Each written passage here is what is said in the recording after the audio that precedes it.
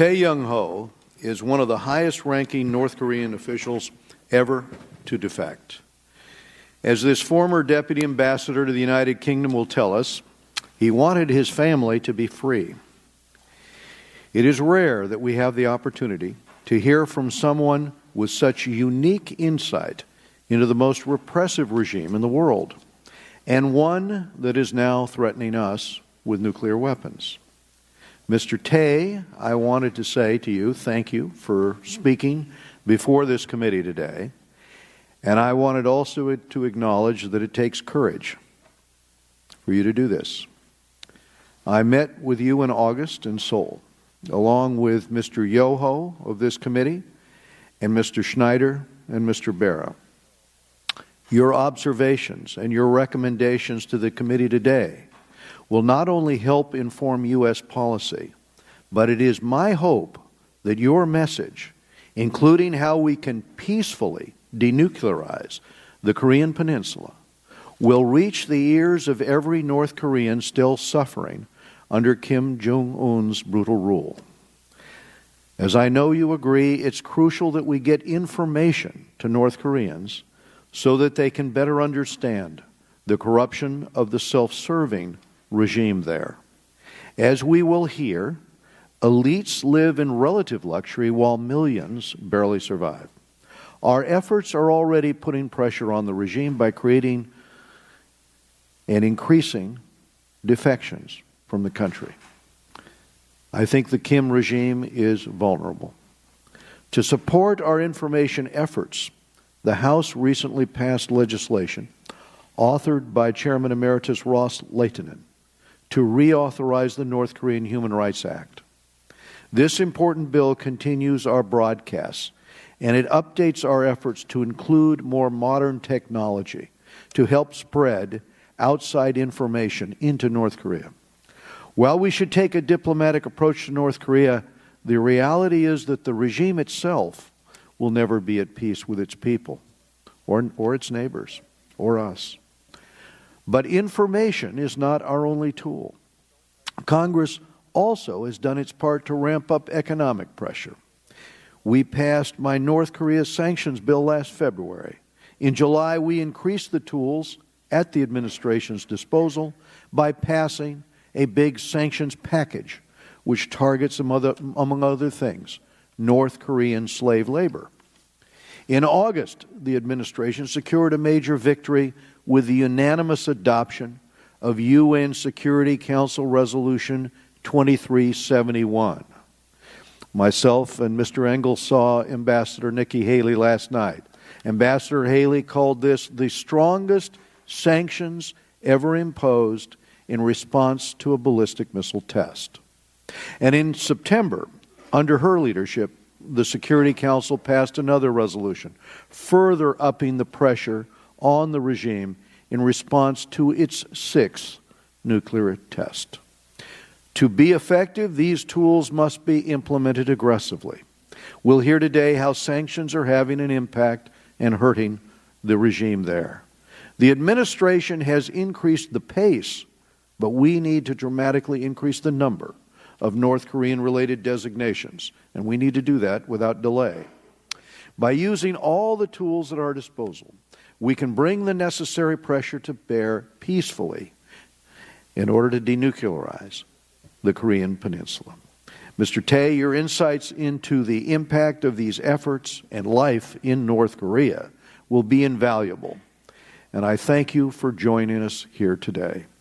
I have been in North Korea once. Mr. Engel has been there on 2 occasions, and I want to thank the ranking member. What we're going to do now, Mr. Thae, is he will have his opening statement. Then we will go to you, and we will hear from you. And afterwards, we will go to the members of the committee so that they might ask you questions, and then you can respond. Mr. Engel, if you would like to make your opening statement. Thank you very much, Mr. Chairman, and I stand by every word you said in your opening statement. We have no disagreement on this very important issue.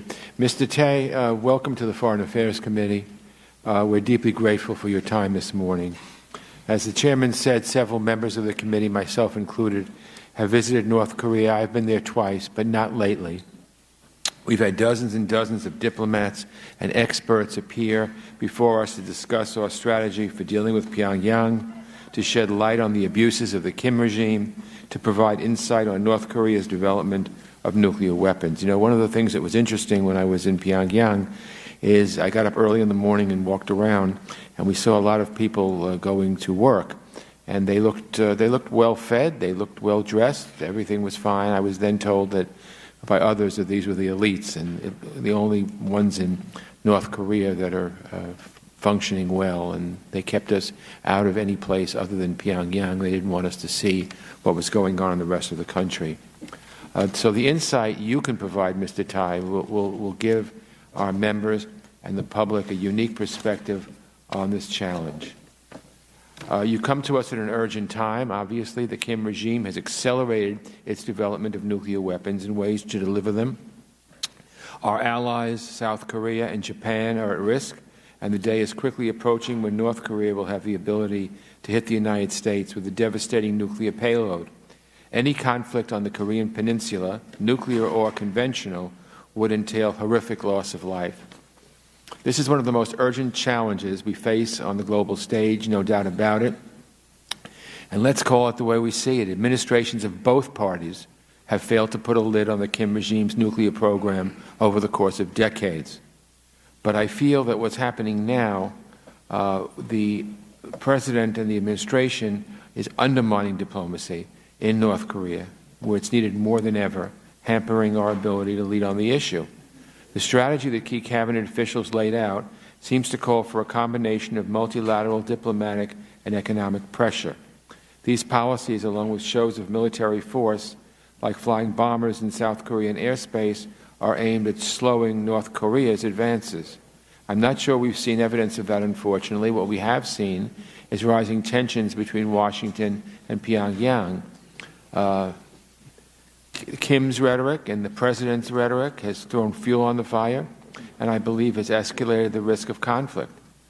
Let me just say, as I've said before, more than 9 months into this administration, we still have no Assistant Secretary of State for East Asia and the Pacific, no Undersecretary for Arms Control and International Security, no ambassador to South Korea, and I worry what may happen later on in this month when the President travels to Asia.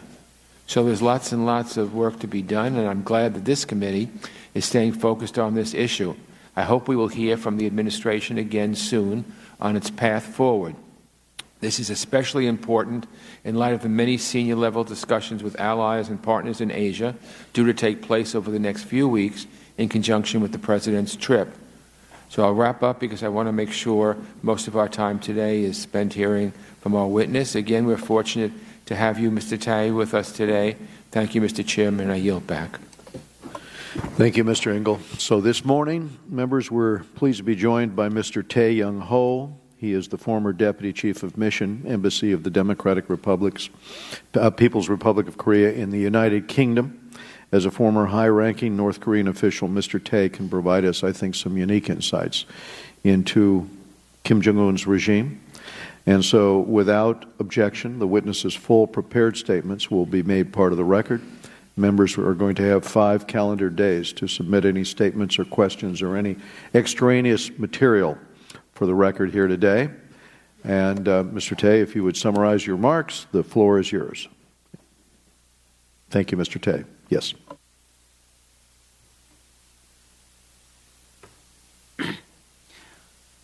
Chairman Royce, Ranking Member Engel, distinguished members of the House Committee, for the opportunity to be here today. First, I would like to express my sincere gratitude to Chairman Royce, who kept his promise to accommodate my wishes to visit the United States and gave me this opportunity to testify before the House Committee on Foreign Affairs. As you are all aware, I worked at the front line of North Korean diplomacy until I defected to South Korea in summer of 2016.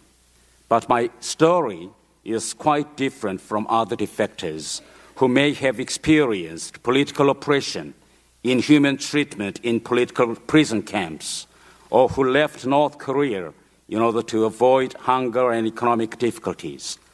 Rather, today, I would like to tell you about my life as a North Korean diplomat, why I defected to the free world, why Kim Jong Un is developing nuclear and ICBM programs, and how best to deal with the North Korean regime. I went through elite educational courses in North Korea which could not even be dreamed of by ordinary citizens there. At the age of 14, I was sent to China for a special elite educational program. More than 20 years of my past 55 years of my life were very privileged by North Korean standards. I lived and worked in foreign countries such as China, Denmark, Sweden, and the United Kingdom.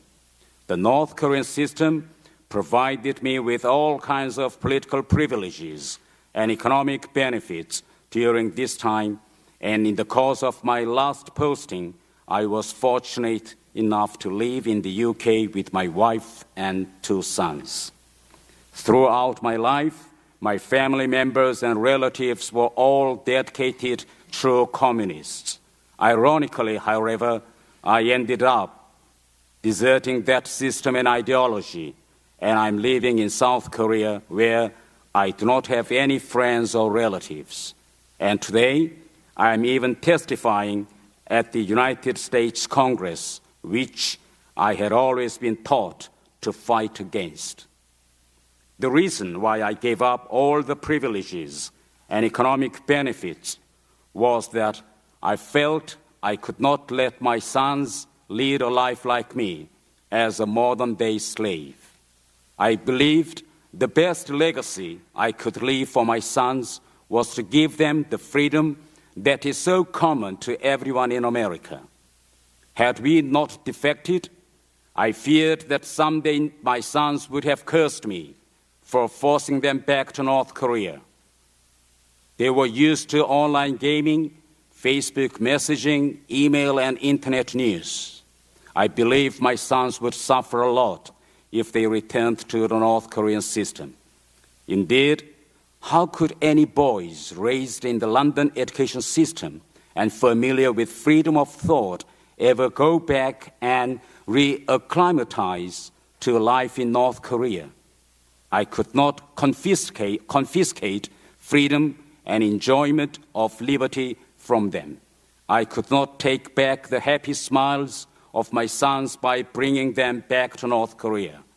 I could not force my sons to pretend to be loyal to Kim Jong Un and the North Korean system and to shout, "Long live the Supreme Leader Kim Jong Un, long live the socialist paradise of the DPRK," like I did all my life.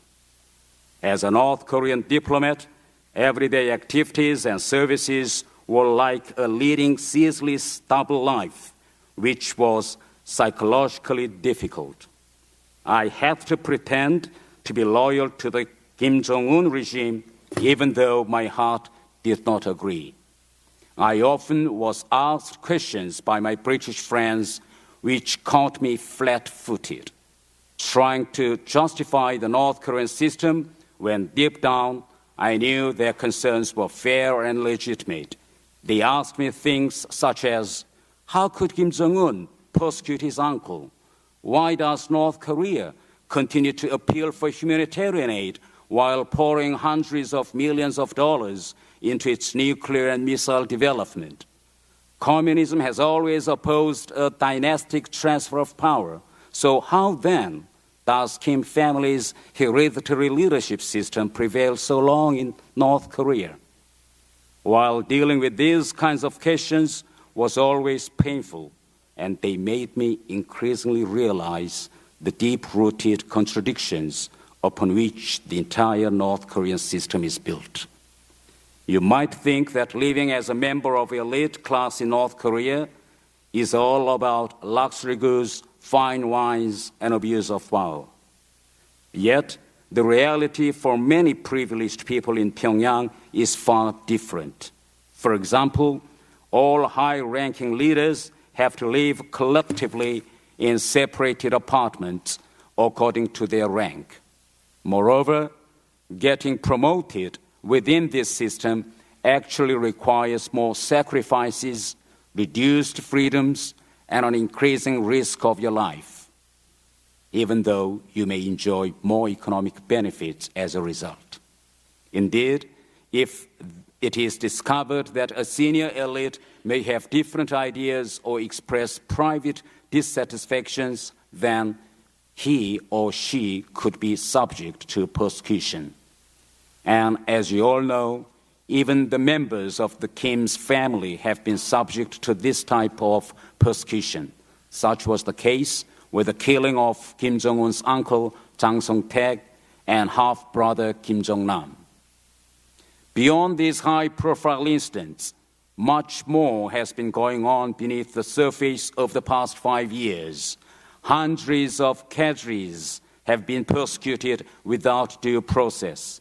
For example, families of former North Korean ambassadors to Cuba and Malaysia were sent to prison camps, and nobody knows where they are now, alive or dead.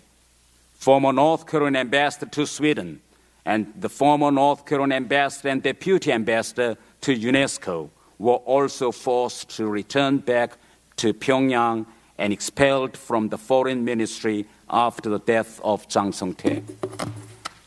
While on the surface, the Kim Jong Un regime seems to have consolidated its power through this reign of terror, simultaneously there are great and unexpected changes taking place within North Korea. Contrary to the official policy and wish of the regime, the free markets are flourishing. As more and more people get used to free and capitalist-style markets, the state-owned socialist economic system becomes increasingly forgotten about. The welfare system of North Korea has long collapsed, and millions of civil servants, army officers, and security forces are dependent on bribes and state asset embezzlement for their survival. Citizens do not care about state propaganda, but increasingly watch illegally imported South Korean movies and dramas. The domestic system of control is weakening as the days go by. Back in 2010, during the Arab Spring, many experts said that it would be impossible to imagine such similar events taking place in North Korea. These changes, however, make it increasingly possible to think about civilian uprising in North Korea. As more and more people gradually become informed about the reality of their living conditions, the North Korean government will either have to change and adapt in positive ways for its citizens, or to face the consequences of their escalating dissatisfaction. Until now, the North Korean system has prevailed through an effective and credible reign of terror and by almost perfectly preventing the free flow of outside information.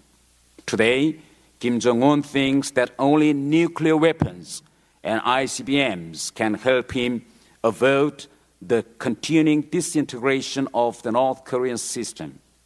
He also thinks that the existence of a prosperous and democratic South Korea so close to the border is by itself a major threat towards his dynasty. While Kim Jong Un has already long had the tools to destroy South Korea effectively, he also believes it is necessary to drive American forces out of the peninsula. And this can be done, he believes, by being able to credibly threaten the continental United States with nuclear weapons. On top of thousands of artillery pieces and short-range missile capabilities long held on North Korean side, the potential deployment of battle-ready nuclear ICBMs means the threat is not only towards South Korea, but also towards America. In face of this emerging situation, the U.S. government is now pursuing a policy of maximum pressure and engagement. However, it will take some time to assess the effectiveness of the current economic sanctions and campaign of diplomatic isolation. As we wait to see the outcome, we should seek to continue the momentum and even expand targeted sanctions until the North Korean regime comes back to the dialogue table for denuclearization. In face of the emerging threat, we should strengthen the U.S. and Republic of Korea alliance and enhance military preparedness in order to prevent potential nuclear and ICBM provocations by North Korea. The U.S. and Republic of Korea governments should enhance the level of their coordination and communication under the slogan of "We Go Together." It is a long-established dialogue strategy of North Korea to exclude South Korea while communicating only with the U.S. The United States and South Korean governments should frustrate this North Korea strategy through strong, concerted coordination. Frankly, Kim Jong Un is not fully aware of the strength and might of American military power. Because of this misunderstanding, Kim Jong Un genuinely believes that he can break the sanctions regime apart once he compels Washington to accept North Korea's new status after successfully completing the development of his ICBM program and putting the new missiles into development. Some people do not believe in soft power, but only in military options. But it is necessary to reconsider whether we have tried all non-military options before we decide that military action against North Korea is all that is left. Before any military action is taken, I think it is necessary to meet Kim Jong Un at least once to understand his thinking and try to convince him that he would be destroyed if he continues his following current direction. If we cannot change the policy of terror of Kim Jong Un regime, but we can educate North Korean population to stand up by disseminating outside information. However, is the United States really doing enough in this regard? The U.S. is spending billions of dollars to cope with the military threat. And yet, how much does the U.S. spend each year on information activities involving North Korea in a year? Unfortunately, it may be a tiny fraction. Yet, we now know that the communist systems of the Soviet Union and East European countries crumbled as a result of dissemination of outside information and the subsequent changes in thinking caused among people within those systems. Indeed, the Berlin Wall would not have easily collapsed if East German people did not regularly watch West German TV. To sum up, much more needs to be done to increase the flows of information into North Korea. German reunification could not have been achieved if Hungarian government did not open its border with Austria to provide an exit route for the East German people. Now, some 30,000 North Korea defectors have come to South Korea. In China, however, tens of thousands of North Korean defectors are living without papers, under the shadows, and are being physically or sexually exploited. While the U.S. should continue urging China and Russia to support more economic sanctions, it should also do more to stop Beijing repatriating defectors back to North Korea. The world was united to abolish the South African apartheid. Now it is time for the world to stop the widespread and systematic human rights violations in North Korea, which are tantamount to the crimes committed by the Nazis. Mr. Chairman, this concludes my opening statement. Thank you again for this opportunity, and I look forward to your questions. Thank you very much, Mr. Thae. You made clear in your remarks that as more and more people gradually become informed about the reality of their living conditions in what they're told is a paradise, but they find out how people are living in South Korea or in the rest of the world, that the North Korean government will either have to change and adapt in positive ways for its citizens or to face the consequences of the people's escalating dissatisfaction.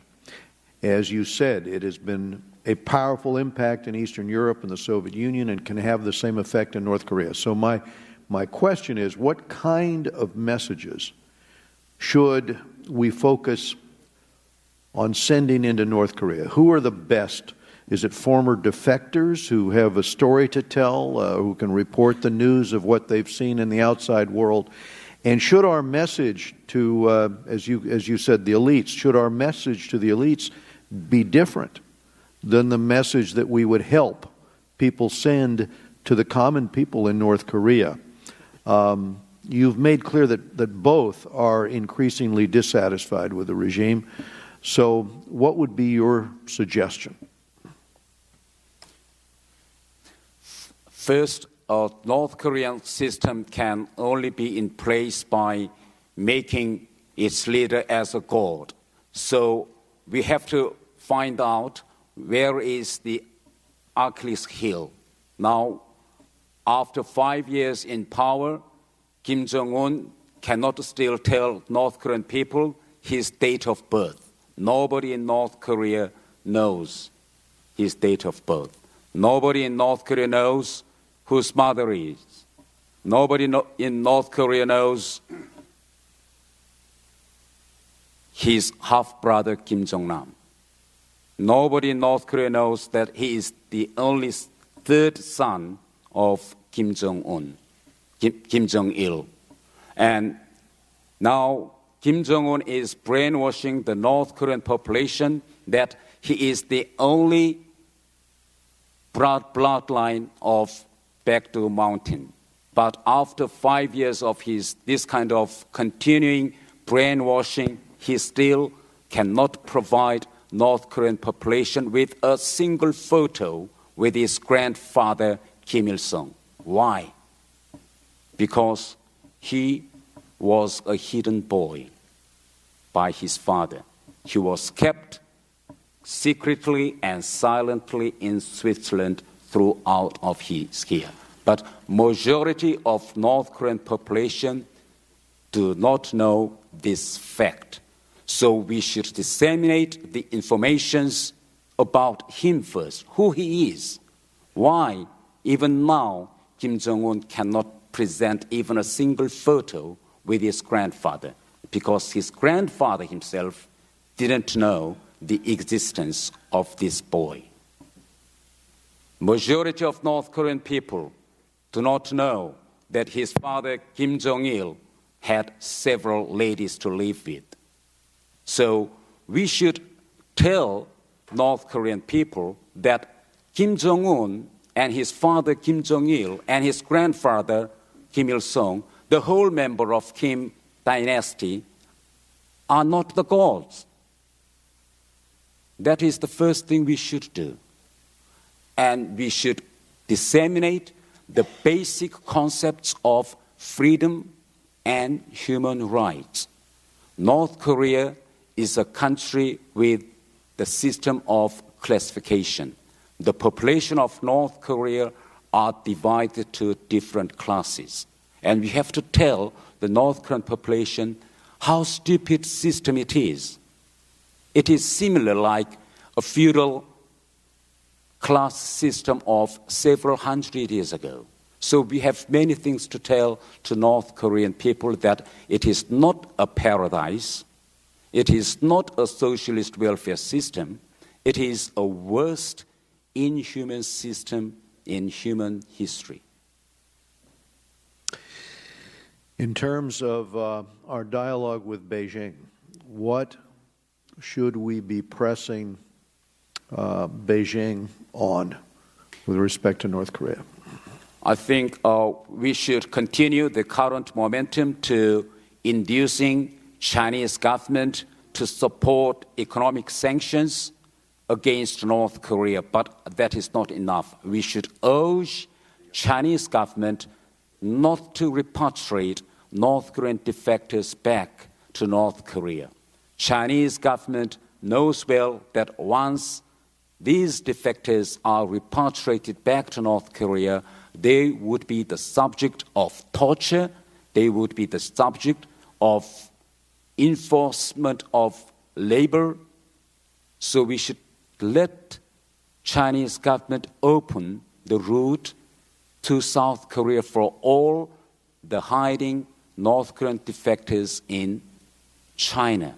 I mentioned a little bit about the cooperation between West German government and Hungarian government during the process of German reunification. If Chinese government help North Korean defectors to go freely to South Korea, I think that there could happen the massive exodus of North Korean population to China through their borders with China. South Korea through China. Yes, that's right. Yep. And if Chinese open its routes for defectors to South Korea, I think North Korean system would collapse in a very short span of time. Thank you, Mr. Thae. We go now to Mr. Elliot Engel, our ranking member. Thank you, Mr. Chairman. Mr. Thae, your comments are very riveting, very interesting, very important to give us an insight. You know, when I was there, Kim Jong Il was the leader, and I know that he was referred to as the dear leader, and his father was referred to as the great leader, Kim Il-sung. I'm wondering if Kim Jong Un has a similar title. You walked into every room, there were pictures of the two of them on the wall. It was something very, very scary and eerie. Is that still the case with Kim Jong Un? Of course, and Kim Jong Un even further upgrading his propaganda campaign to make him as a god of North Korean people.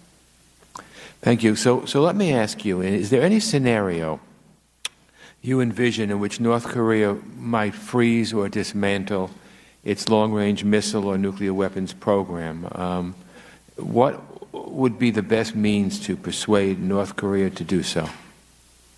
I think, first, Kim Jong Un still believes that he can achieve this goal. So we should continue to tell the North Korean leadership, and if possible with Kim Jong Un himself, that America will not accept North Korea as a nuclear-armed state. North Korea have seen how India and Pakistan achieved that goal, and they want to follow the suit of India and Pakistan. But we should clearly clarify that this will not be the case for North Korea. From what you know about the internal dynamics of the North Korean political and economic systems, how might increased external pressure, such as unilateral and multilateral sanctions, lead the North Korean government to change course? Would it? If not, why not?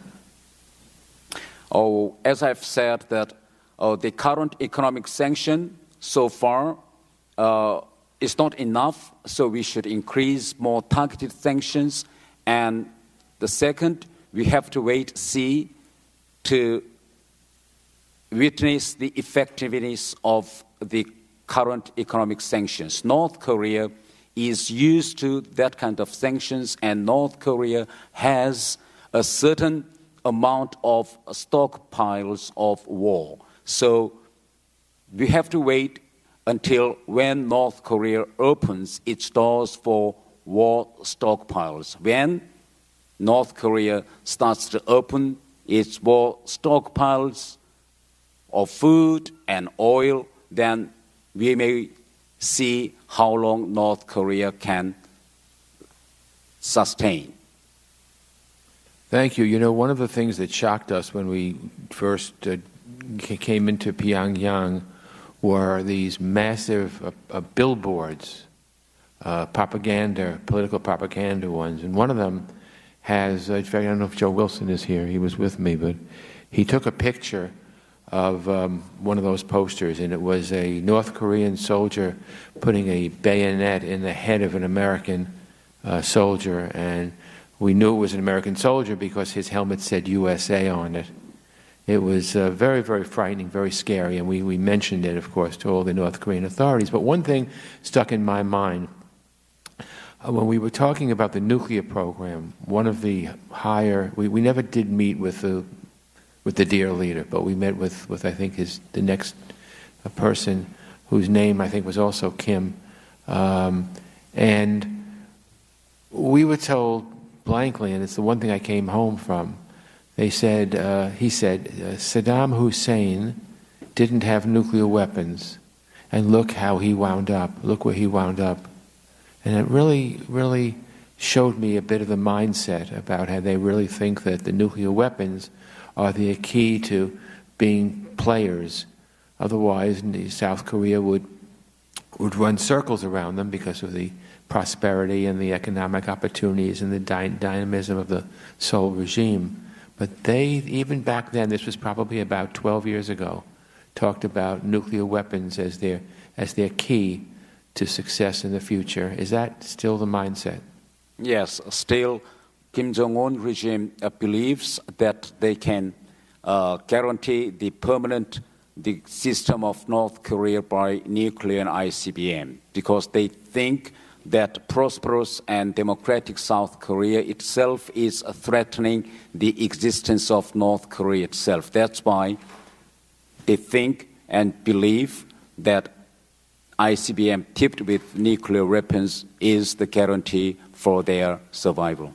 Let me ask you one brief question. My final question is, have you observed any changes in North Korea in recent years that might suggest that an expanded United States information campaign targeting audiences inside North Korea might be more successful than past efforts?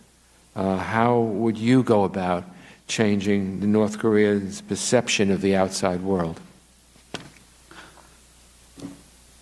When the South Korean cultural contents first arrived in North Korea through smuggling, North Korean authorities tried every measures to prevent it, even by conducting public executions and rampant arrest of the people who watch South Korean movies and dramas. But whatever measures they take, the demand for South Korean cultures increased. So North Korean regime learned that that kind of enforcement cannot solve the problem.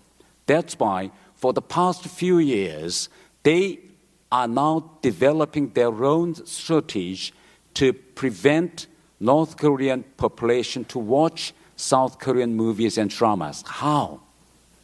They decided to open the archives of film archives of Kim Jong Il, and decided to filter those foreign films from former Soviet Union and former socialist Eastern European countries to find out the films which can meet the demand of enjoyment for North Korean people. So now if you are in Pyongyang streets, there are a lot of stalls where they sell those DVD discs with hundreds of Russian films, former East German films, Chinese films, and even these days, American cartoons like Tom and Jerry, Lion King, or Beauty and Beast, of these even cartoons for the children. So they learned that in order to fill the demand for outside cultural contents, they should do something. So that's why this proved that North Korean regime are very afraid of dissemination of informations. So I think if we continue to disseminate, and if we continue to make a tailor-made contents for North Korea, then I think we can make a change in North Korea. Up until now, those cultural contents of South Korea, which North Korean people are watching, are the contents which are produced for South Korean audience, not for North Koreans. So they just watch it for their amusement and entertainment. But those cultural contents so far do not actually relate the North Korean citizens' way of thinking. Those cultural contents cannot make North Koreans critically analyze the life of North Korea. That's why we should make a tailor-made content which can educate North Korean population. And I think it's time we should invest to make that kind of very simple, tailor-made concepts which can tell the basic concepts of freedom, human rights, and democracy. Thank you very much. We go to Mr. Chris Smith of New Jersey. Thank you so very much. And Mr. Thae, thank you for your courage and for being here, providing your insights and observations. I remember during the worst days of the Cold War, when it used to be said that the Iron Curtain isn't soundproof, and your idea of really ratcheting up the freedom broadcasting couldn't come at a more timely point in this terrible escalating conflict. So thank you for that, and that has to be followed up on. Let me ask you two things. First, you've made a stunning observation and recommendation that if China were to receive defectors and facilitate their passage into South Korea, that could truly debilitate this dictatorship and lead to its demise. My question, China, and I've held several hearings on this, China violates the Refugee Convention with impunity. The whole idea of rapprochement, they send people back who then go to the gulags, or they benefited by trafficking those people who come in, particularly the women, into sex trafficking and labor trafficking. So they're making money out of it, and they're also violating the Refugee Convention. My hope is that your words to the Chinese governments, as well as our own governments, will act upon that, because that is a very benign and certainly a way of trying to de-escalate and lead to an end to this escalating crisis. So thank you for that. You might want to speak to that further. Secondly, we underestimate, I think, the whole idea of Juche and the cult of personality. You know, Emperor Hirohito and the fanaticism of Imperial Japan was based on the belief that this was God-like, that he was God, and as you have said, God. That's exactly how they look at the Kims, particularly Kim Il-sung. And I think there's a gross underappreciation of how that leads to fanaticism and the willingness to die for now the new Kim because it's God. He's God. And I wonder if you could shed some insights into whether or not the people still believe that and to what degree, particularly in the Army. We know they have 1 million people active, about 5 or so ready reserve. I mean, that is a potent force coupled with nuclear where they're willing to die for God. First of all, about the defectors case in China. If you visit the Chinese border with North Korea, you can easily learn that a Chinese government has built up the extensive network of catching the North Korean defectors along its borders. And if North Korean defector is caught, then he or she could immediately be repatriated.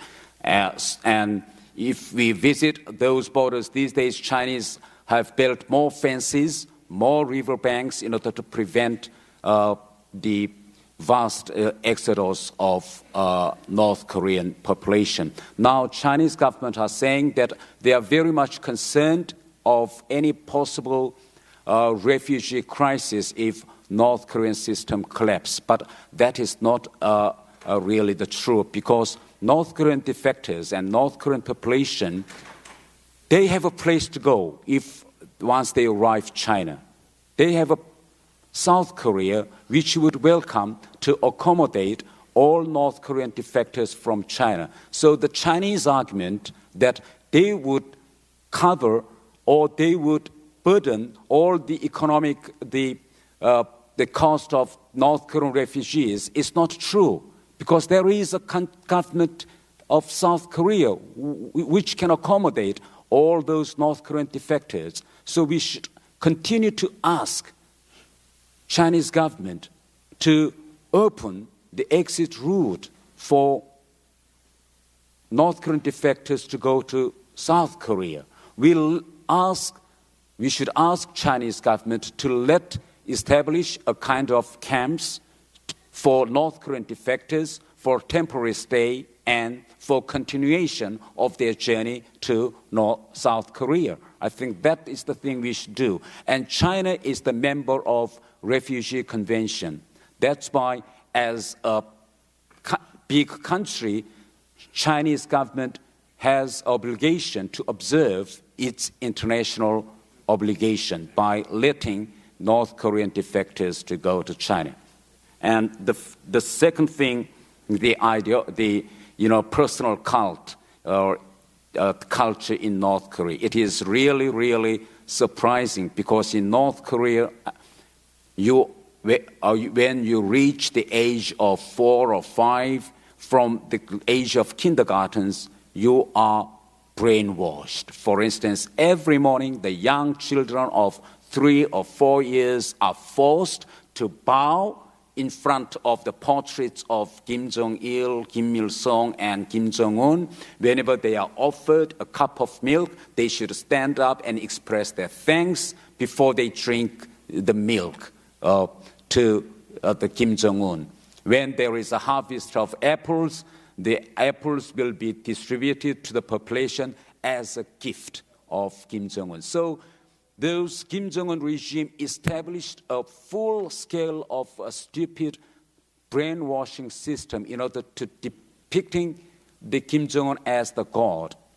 So I think we should try our concentrate efforts to educate North Korean people that Kim Jong Un is not a god. He is just a normal human being, and Kim family is not the family of the god. And we should continue to tell North Korean people we should touch the Achilles heel of Kim Jong-un regime. That is my viewpoint. Thank you.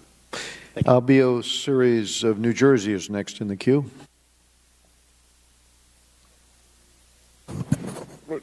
Thank you, Mr. Chairman. You know, I'm fascinated by your comments. I'm not really surprised because I've seen the indoctrination process in other countries and how it works. But I'm concerned with the nuclear program. It seems that they have developed this nuclear program very rapidly. Can you talk a little bit about who's assisting them? Because it seems that it's so rapid that somebody had to assist them. Is it China? Is it Iran? Is it Russia? In your opinion, is anybody involved in assisting with their nuclear proliferation? It is the common knowledge that North Korea's basic the knowledge of nuclear weapons all came from the former Soviet Union. In late of 1960s and the 70s, it was the policy of a former Soviet Union to control all the nuclear experts and nuclear industries of former socialist countries by inviting and educating all those nuclear experts in Russia. So North Korea started to send its young nuclear experts to Russia's nuclear institute from late of 1950s. So actually, North Korea accumulated the vast knowledge of making these nuclear weapons from Russia. But of course, at that time, the Soviet Union government did not intend to tell North Korean nuclear experts how to make nuclear weapons, but they educated the North Korean nuclear experts in order to expand their nuclear power industry and in order to control the whole socialist world of nuclear energy. But North Korean regime took the advantage of this education system built in 50s and 60s, and they accumulate huge and all those knowledges how to make it. But in the past 5 years, we witnessed that there is all of a sudden a kind of quick acceleration of this process of ICBM and nuclear development. So how was it possible?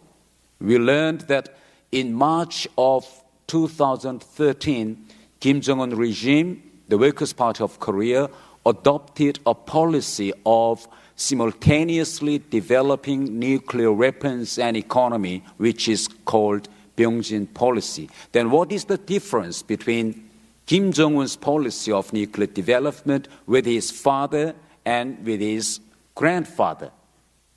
Throughout the history of North Korea, Kim Il-sung and Kim Jong Il never stopped the developing nuclear program. But the main difference between Kim Jong Un and Kim Jong Il is that Kim Jong Un wants to achieve that goal in a very short span of time and in a very open way. During the Kim Jong Il's period, North Korean regime developed nuclear program under the pretext of denuclearizing Korean Peninsula. So in other words, when Chinese, wants to force North Korea to stop it, they always justify to Chinese government that, hey, Chinese brother, we need this nuclear weapon in order to lend the ears of Americans. So our final goal is not the acquisition of nuclear weapons, but to reach a kind of deal with Americans. So they cheated Chinese again and again and again. But these days, no. The tune, the justification is different. North Korea openly say to China that we want to achieve this goal openly at any cost. And secondly, from the March of 2013, North Korean regime decided to invest all available materials and finance for the completion of nuclear weapons. So that is the main difference between present North Korean regime and the previous Kim Jong Un's period. Thank you. We go now to Congressman Dana Rohrabacher of California. Thank you very much, Mr. Chairman, and thank you very much to our witness today. I appreciate the insights that you are providing us. A couple of things that you've mentioned I'd like to get some clarification on. Do the people of North Korea know that Kim Jong Un, if I'm pronouncing it correctly, was educated in Switzerland and at a elite private school? Do they know that? Majority of North Korean population didn't know that he was educated in Switzerland. No.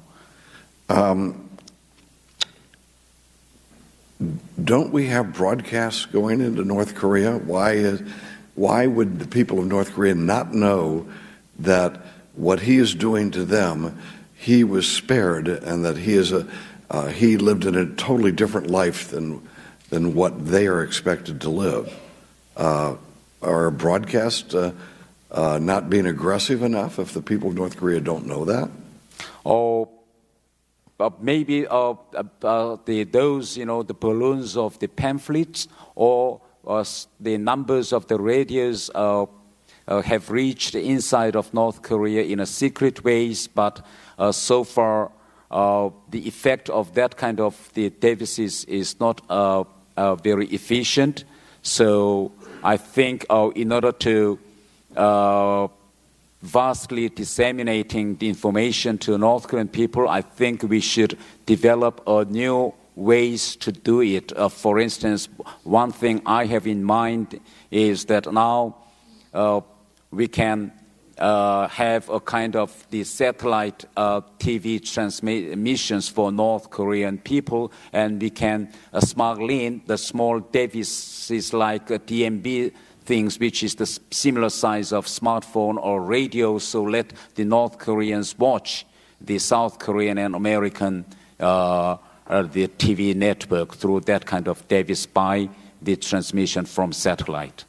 That sounds like frankly, that sounds like an effective use of money as compared to some of the other things that we're doing to try to deal with this threat, because if we do not deal with this threat, we are putting not only the people of South Korea, but putting the American people in severe jeopardy here, in danger. Let me ask you, you mentioned how is religion treated in North Korea? Oh, North Korea system is based on contradictions. For instance, the North Korean constitution allows the freedom of belief, but in North Korea is a society where the constitution does not prevail. The charter of Workers' Party of Korea and the teachings by Kim Jong Un prevails over the constitution. So if we read the charter of Workers' Party of Korea and the teachings of Kim Jong Un and the works of Kim Il-sung and Kim Jong Il, it clarified very clearly that Juche ideology and Kim Il-sung and Kim Jong-ilism should be the only idea of North Korean society. Do they permit people to go to church? There are a few churches only in Pyongyang just for show for foreign audiences, not for North Korean people. Do the North Korean people have, as I have understood has happened in China in the beginning, worship services in their homes? Do they get together and pray? And is there a religious movement in South Korea? Has a tremendous expansion of faith, and is that anywhere experienced in North Korea? If that kind of practice is dictated by the regime, then it could be the imminent subject of persecution or public execution. That's why I don't think that the people would gather for that kind of the religious practice, but I'm not quite sure whether there are individuals who do that kind of belief practices secretly inside their homes. But in my life, I haven't seen that kind of secret practice of religious belief. Well, we need to be the champion of these oppressed people around the world, especially when it comes to Christians who are oppressed like this, because our own national security will be enhanced by that. So doing what's right by religious people who are being persecuted for their religion can probably help us. And thank you very much for sharing your insights with us today. Thank you. Representative Bill Keating of Massachusetts. Thank you, Mr. Chair, and Mr. Thae, thank you very much for your desire and courage to be here. Just this morning, I was at a breakfast of experts discussing North Korea's threat to us, as well as their rationale for many of their activities. They suggested that their ICBM and their nuclear development was to preserve the regime from international threats, but also they said it's there for domestic support as well. And you had said there's an escalating dissatisfaction among the people. So could you explain their rationale in saying, is there a group that sees support of the regime because of that nuclear development? I do not understand your last question. What was it? That Kim Jong Un is developing nuclear weapons and ICBMs to gather support and stability in his regime in his country, within it. You said that it's de-escalating his support. So what is the rationale? Are there people that see that development as stabilizing and give the regime support as a result? Yes. The first, Kim Jong-un is very well aware that North Korean system is on the process of disintegration. That's why he looked for any solution to do it, and he believes that ICBM tipped with nuclear weapons can provide him a kind of legitimacy of the leadership for next several decades. So, why? Yes. So the people inside feel that this will help them from an outside threat as they perceive it. Is that correct? Both ways. Kim Jong-un thinks that with that, the nuclear weapons, he can guarantee his the sustainability of his rule. And on second thing, that in order to get the legitimacy of long-term leadership, something like he wants to convince the whole North Korean elite and the people that he is the one who made North Korea as a nuclear status.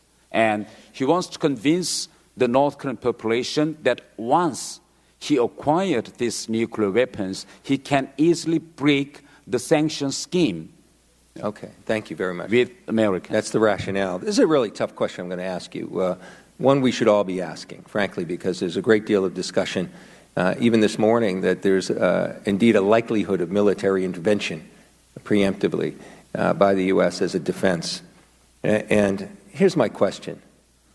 What's going to happen if that happens? What's going to happen when the missiles stop? What's the next day going to be like? Who's going to be in charge? How are we going to keep stability? What is China going to do? What are we going to do with the human impact of that, as well as the, do you think, as someone that's been in Europe, that our partners will be on board? What are your thinkings on this very important issue? After Kim Jong Un finishes his completion of nuclear weapons, then he wants to open a dialogue and deal with America. He would continue to blackmail America with a possible nuclear war with America, and may ask America to pull American forces from South Korea. I apologize, but what would happen? Here's a scenario that if we did attack. If I could just interrupt for a minute. He has a follow-up point that he wants to make about what would happen next to South Korea if that happens. Then we'll continue with your question. Oh, if I could give him time to answer that. Thank you. Yes, so what he thinks, what his roadmap and strategy is like this. Once he has this nuclear weapon and ICBM, and he wants to make a deal with Americans by asking scale down joint military exercise against North Korea, and finally pull American forces out from Korean Peninsula.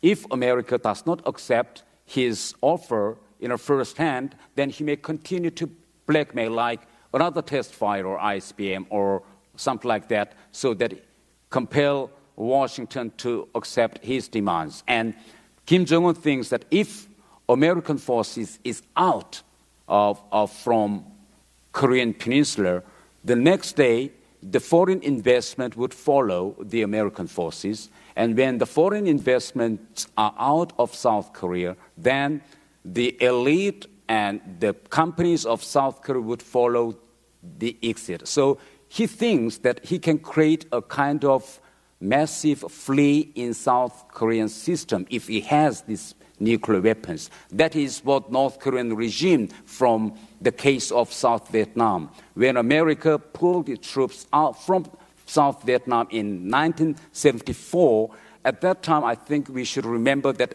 the army of South Vietnam was number 4 in military terms. But when America pulled its forces from South Vietnam, later the foreign investments left. When foreign investments left South Vietnam, then the elite of a South Vietnam ruling class started to flee. So within 2 years in South Vietnam, there was a kind of huge trend of flee. So North Vietnam waited for 2 years, and they started offensive in 1976. And all of a sudden, the huge military establishment of South Vietnam was useless to defend its system. So North Korean regime learned all these process. That's why they want to follow the same suit on South Korea. That's why with that ICBM, they want to change the current tide of the struggle between North Korea and South Korea. Wow.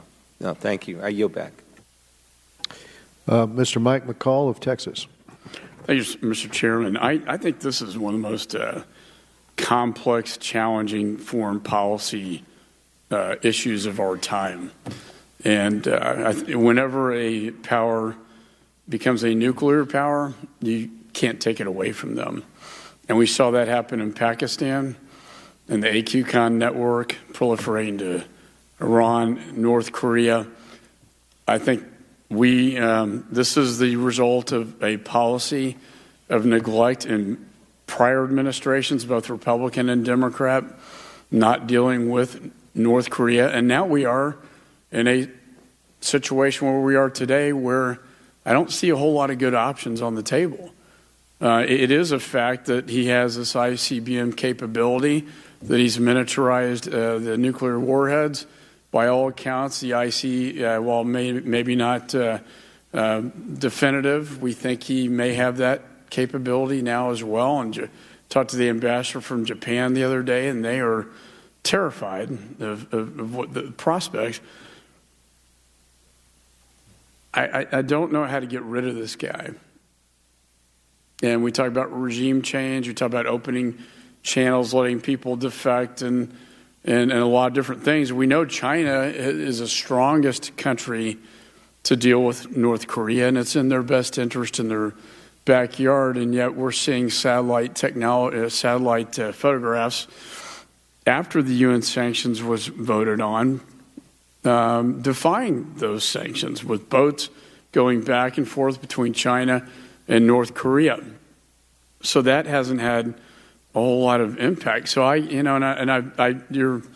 been very interesting. I mean, let me commend you for your courage coming here today, in light of the dangers and the obvious risks that you're taking. I think you're a courageous individual, but they're almost deified this dynasty.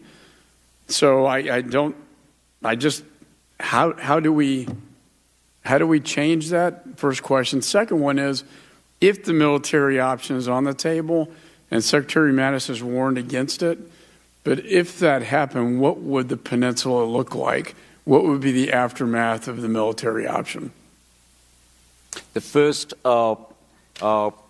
I think many people do not understand why North Korean regime believe that nuclear weapons can solve their problems, and why Kim Jong Un's regime is so much obsessed with this kind of nuclear weapons program, which can do nothing but all those, sanctions or whatever. But from the perspective of North Korean regime and Kim Jong Un regime, they really believes in that this kind of goal can be achieved. So, for instance, now let's review about a U.S. and ROK military alliance. Let's compare the military alliance between South Korea and America and military alliance between China and North Korea. North Korean regime learned that there are a lot of loopholes in military alliance between South Korea and the America. For instance, in that military alliance treaty, there is no any clause of compulsory involvement in military alliance with South Korea. So if a state of war or any kind of war happens on Korean Peninsula, both sides would discuss. That is the clause. There is no any legal binding. But if you read North Korean military alliance with China, there is a compulsory clause. If war happens on Korean Peninsula, then Chinese side will automatically, naturally involve in this war.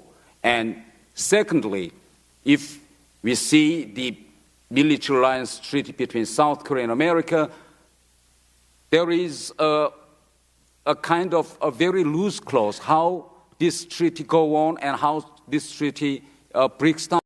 Party of this treaty say goodbye 1 year in advance, then this military alliance would disappear. That is the present reality. But if you read the North Korean military alliance with China, it's a kind of divorce agreement. If one of the parties do not agree to break this treaty, then this treaty would last again and again and again. So I think we have to cover up all those loopholes in military alliance between ROK and America. That's why North Koreans still believe that if they have these nuclear weapons and continue to blackmail, and it can make the strategists in Washington to think whether America is ready to sacrifice at least with one of their cities in America in return for protecting the whole South Korean territory. And they strongly believe to do that because they learned from the history about the lessons of Atchison Line. In January of 1950, then the Secretary of State Atchison drew that Atchison Line, actually that is the line of defense between South Korea and Japan. So at that time, America did not include South Korea as their own sphere of protection. That prompted the decision of Korean War by Stalin and Kim Il-sung. Why? Because Soviet Union succeeded in nuclear tests in August of 1949. And after this success of nuclear test by Soviet Union, the strategists in Washington thought that how to prevent any kind of accidental nuclear war with Soviet Union. So they decided to draw a red line of defense, and unfortunately, they draw that red line not on 38th parallel, but the place on the sea between South Korea and Japan. So from these precedents of Vietnam case, Korean War case, even Chinese case, because Chinese Communist Party also succeeded in driving American forces out from Taiwan in 1979 by completing its ICBM program. So from these precedents and history, North Korean communists learned that once they acquired this technology and means to attack America, and if they continue to blackmail until America and Washington accepts their deal, they can prevail on this game. That is the strong belief. And the second thing about the question about military, the option, of course, I strongly believe that if there is any preventive or surgical strike or whatever, I think the war will be won by America and South Korea. There is no doubt about it. But we have to see the human sacrifice from this military option. Now, there are tens of thousands of North Korean artilleries and short-range missiles are ready to fire at any moment along the military demarcation line. And North Korean officers are trained to press the button without any further instructions from the general command if something happens on their side. Wow.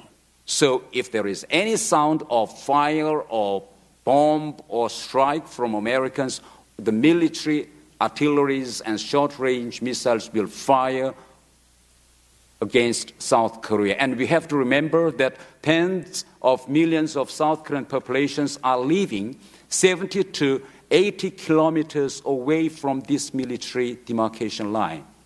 Very short distance of range of fire. And it will, nobody can calculate, but I think certain human sacrifice would happen because of this military option. So as I've said, there are tremendous changes are taking place inside North Korea in spite of this reign of terror by Kim Jong Un regime. If we are determined to use and expand our soft power, I think one day we can reach the same goal we achieved with former Soviet Union and those former East European socialist countries. Very insightful. Representative Tulsi Gabbard of Hawaii. Thank you, Mr. Chairman. Thank you very much for your courage and your openness in being here to share your story and experience not only with us but with everyone who's watching this. To follow up on your last statement, so what you're saying is that if there is even a very limited preemptive military strike from the United States, that this automatic response using the artillery and short-range missiles would occur. Is that right? Yes, that's right. You spoke earlier in your testimony about exhausting all diplomatic measures before turning towards military action. And you mentioned about the need to meet with Kim Jong Un directly. That's right. What would need to happen in that conversation to create even just the beginnings of a process that would result ultimately in dismantling and denuclearization of the peninsula? And how would that be different from previous failed efforts in the past? Oh, I think first of all we should tell Kim Jong Un that North Korean nuclear case is quite different from India, Pakistan, or Chinese, because India and Pakistan achieved their goal without making any enemies with the big powers like America, China, or Russia. So that's why, in reality, there was no any big country who was so serious to stop the nuclear arming in India or Pakistan. But a North Korea case is different because North Korea wants to achieve that goal by blackmailing, by threatening America's interest in American continent. So that is the great difference, though. So we should tell Kim Jong Un that his goal to achieve the nuclear status cannot be achievable, because as long as America will not accept North Korea as a nuclear state forever, we have to tell him correctly. And we should tell Kim Jong Un that America is ready to use all military options if Kim Jong Un continues this process. And we should tell Kim Jong Un that if Kim Jong Un stops this process and gives up his ambition of ICBM and nuclear development, America is ready to help Kim Jong Un to build its economy and to make North Korea a prosperous country. I think that is the points we should directly deliver to Kim Jong Un. You know, it's been spoken about how one of the major reasons why Kim Jong Un is holding and tightening his grip on these nuclear weapons is as a deterrent against any attempts by the United States or others to topple him and his regime, thinking that this will be the only thing that will protect him. Why is it that if the United States sits down directly with Kim Jong Un that you think he will react positively to a message of, we'll help you make sure that your people and your economy prosper? That doesn't appear to seem something that he's been concerned about in the past. Oh, as I've said, that the Kim Jong Un and North Korean regime believes that their rivalry South Korea is the biggest the threat to North Korean system itself, because Kim Jong Un is very well aware that North Korean population every day they are watching South Korean movies and dramas. He knows that the mind of North Korea are changing towards South Korea. So he needs a kind of a permanent guarantee to protect his dynasty from that kind of the game. And he strongly believes that nuclear weapons can use as a kind of very strong defense roof of his dynasty. So I think we should tell Kim Jong Un that that cannot be the effective way to for his sustainability of his leadership and rule in North Korea. And you've talked about this changing, a little bit of a change in the currents and the feeling of the North Korean people.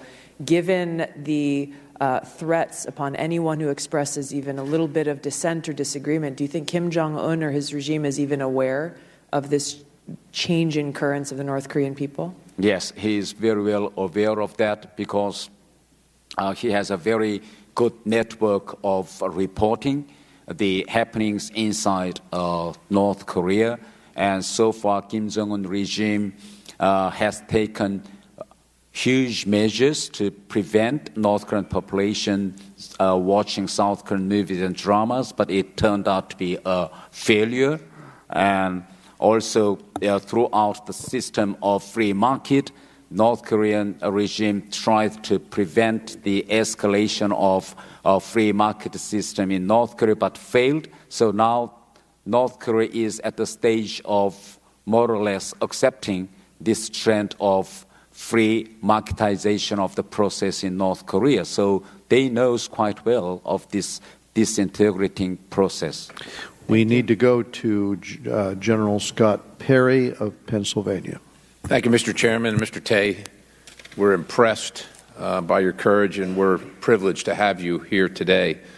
What would the effect be? Would there be any effect at all on North Korea being named a state sponsor of terror once again? Would that have any effect whatsoever to the regime or their actions? I think that that can be very helpful, because once North Korea is registered as the sponsor state of terrorism, it can be more easily to drive North Korea from all international financial systems, and we can also convince the other partners of the world to detect or stop all those the channels North Korea uses these days to fund their nuclear development. It seems to me that a big part of our strategy should be and is the relationship with China and North Korea, but it also seems to me that China isn't forthcoming with their agreements. They water down the agreements. They don't follow the agreements that they have. Is China really the linchpin that we think it is? Is it the center of gravity? Can they make the difference? If they stop, where China's not 90% of North Korea's trade is with China, coal alone, $1 billion annually. If China would live up to its agreements, can it have the effect that we hope it would with North Korea? Can it bring Kim Jong Un, not the people, unfortunately, but can it bring the regime to its knees? First of all, I would like to avail this opportunity to tell that during the Trump administration short span of time, America has made great success in convincing Chinese to take more sanctions against North Korea. But on the meanwhile, we should continue to ask Chinese to stop and crack down all those smuggling network between North Korea and China. Because if the Chinese government officially limit the trade with North Korea, it can easily produce another negative effects by more smugglings between China and North Korea. Because along the borderline between China and North Korea, there are hundreds of private traders, small companies who are smuggling and who are involved in dealing these illicit the activities with North Korea. And so far, Chinese government has been reluctant to crack down all these other smuggling network between China and North Korea. So I think it's time we should raise the issue of this smuggle with the Chinese government. And if Chinese government further upgrade the level of sanctions, I think it will create a big pain on Kim Jong Un regime. Could that Chinese smuggling be used to our advantage regarding the information flow into North Korea? I wonder about there's one thing to get the information there, whether you broadcast, whether you somehow smuggle it in, DVDs, thumb drives, what have you. But I also wonder about the other side of that equation, the North Korean people's ability to access it. Is that a possibility, since you mentioned it? It has two aspects. For instance, I think if the possibility of smuggling is expanded, there can be more opportunity of smuggling these devices in to North Korea. But on the other hand, if the smuggling opportunity is expanded, I think North Korean regime it will be able to import what they wanted. But the materials which North Korea regime wants to import is big things like oil, of those the metals or engines for their military and equip, but the things we want to disseminate is a very small things. For instance, due to the recent development of ideology, the technology, the deficits of these for dissemination is getting smaller and smaller. For instance, 5 years ago,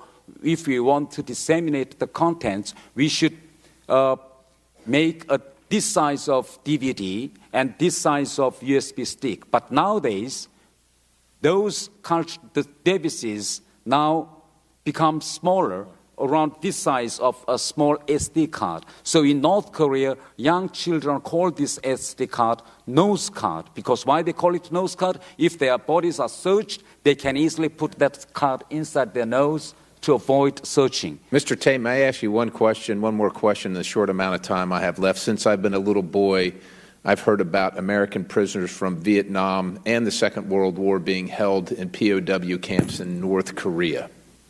Is there any truth to that, to your knowledge? Would you have any knowledge of that? Was it ever discussed? What do you know about that, if anything? To be honest, I have no idea about it. Thank you, Mr. Ambassador. We go now to Representative Norma Torres from California. Thank you, Mr. Chairman. Mr. Thae, thank you for joining us today. I am trying to comprehend what caused you and the wave of defectors to leave during the time that you left versus under the previous supreme leader. Can you talk a little bit about that? You mean my case?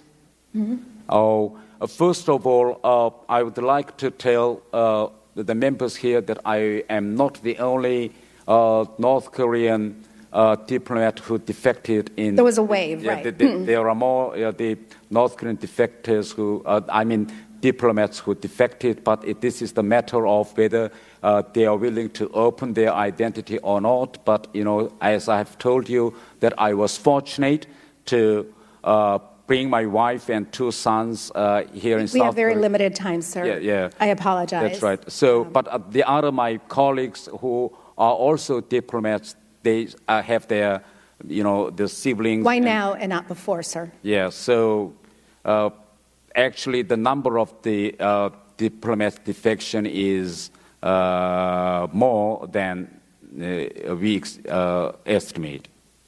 More now or more under the previous? Under previous, yeah. In the past 2 or 3 years.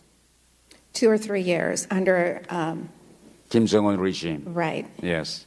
Why now under this regime and not the previous? What's the difference? What caused you to say enough is enough? Because the first Kim Jong Un escalated his reign of terror of these kind of things. So many diplomats and elite group lost confidence on the system, and also now Kim Jong Un is desperately accelerating this nuclear process, which is very, very even danger to the existence of North Korea. Was there something specific to you personally that caused you to say, this is it, it's time for me to leave?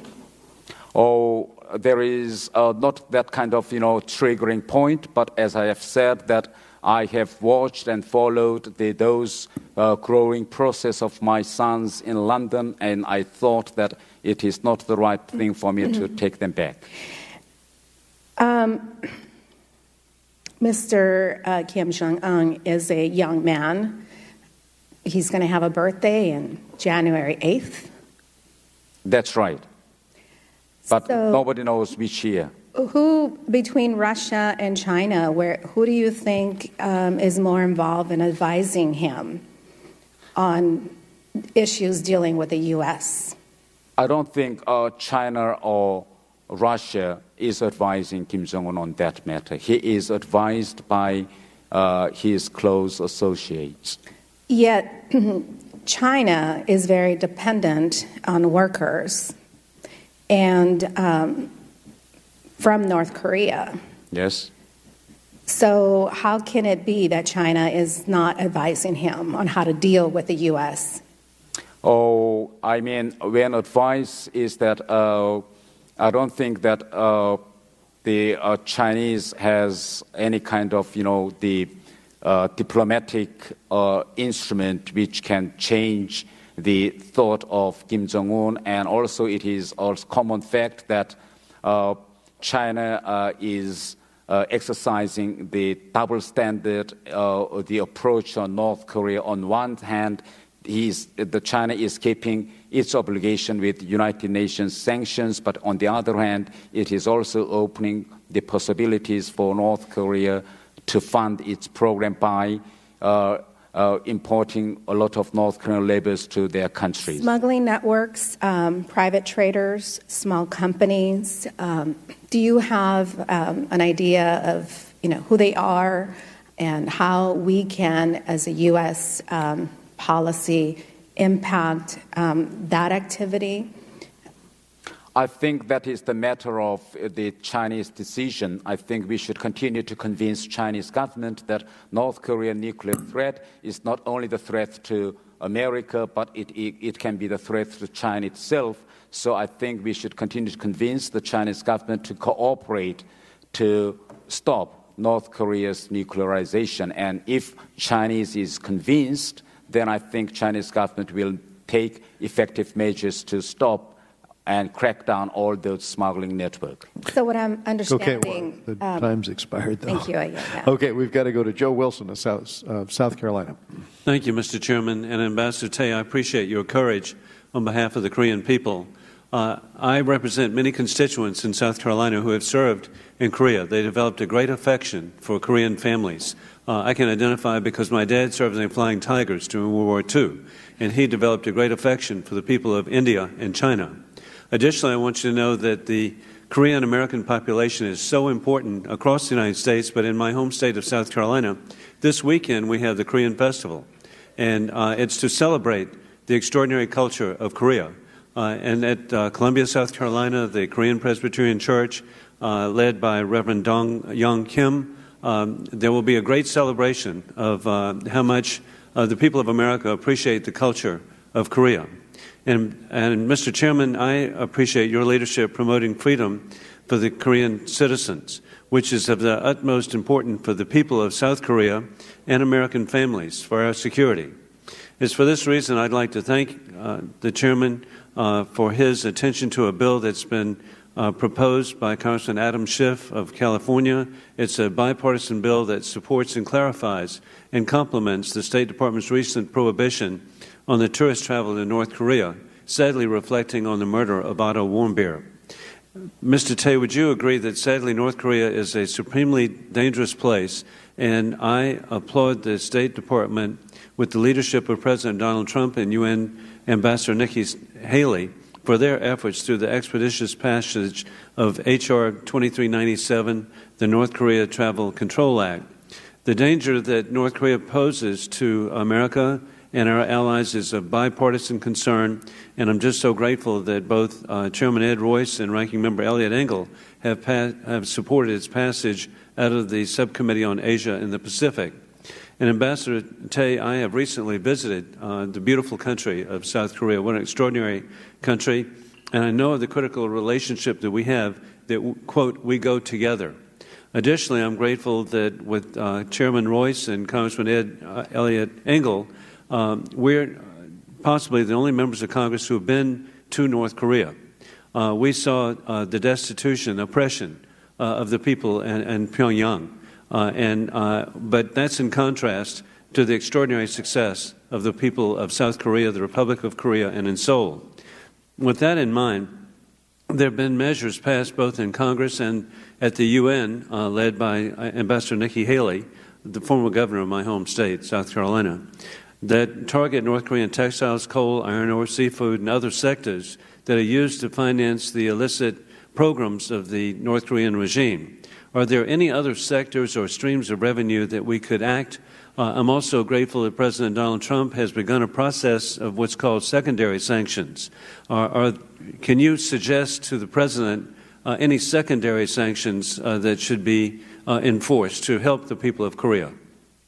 I think there are some targeted sanction measures taken by something like secondary boycott. I strongly believe that these kind of secondary boycott measures should be expanded to target the Chinese and Russian the companies who helps the illicit activity by North Korea. But on the meanwhile, I also want to use diplomatic soft power, something like campaign to isolate North Korea. And in diplomatic world, ironically, so far, only few countries in the world expelled North Korean ambassadors as a protest of the current continuation of nuclear program. For instance, now North Korea has conducted the 6th nuclear test, but except Spain, no European countries so far have ever expelled or downgraded the current diplomatic relations